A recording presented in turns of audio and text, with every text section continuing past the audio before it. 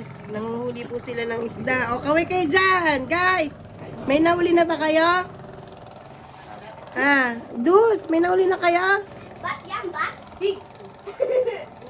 Bubuyog.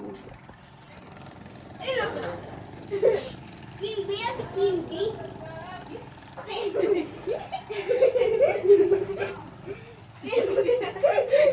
Magkabuta dito. Namimimit sila. Queen bee at queen bee?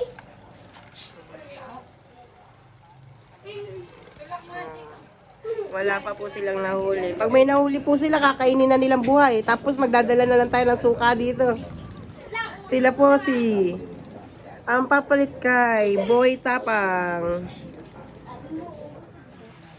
Ayan. Agaw, ilaw. O, kain na daw. Nakailang kayong huli?